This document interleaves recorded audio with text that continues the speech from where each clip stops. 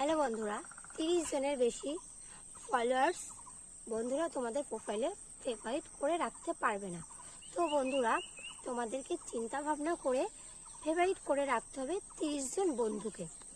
বন্ধুরা যাদের ভিডিওতে গিয়ে তোমার প্রচুর পরিমাণে ফলোয়ার্স বা যাদের ভিডিও ভালো লাগে বা তোমরা সেই সমস্ত দিদিভাই বা দাদাভাইকে পছন্দ করো, ফেভারিট অপশানে রাখবে তাদেরকে।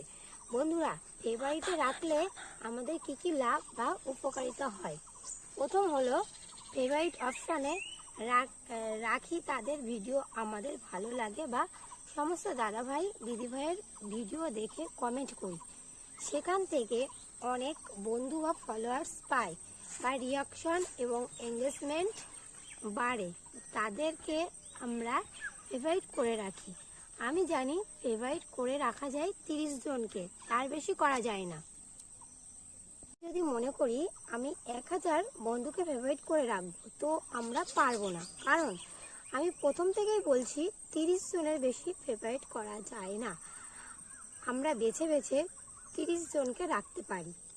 আমি সমস্ত দাদাভাই বা দিদিভাইকে ফেভারিট করে রাখবো। সেই দিদিভাই দাদাভাইয়ের ফিড অপশানে গিয়ে জাস্ট নাও ভিডিও দেখে কমেন্ট করতে পারবো।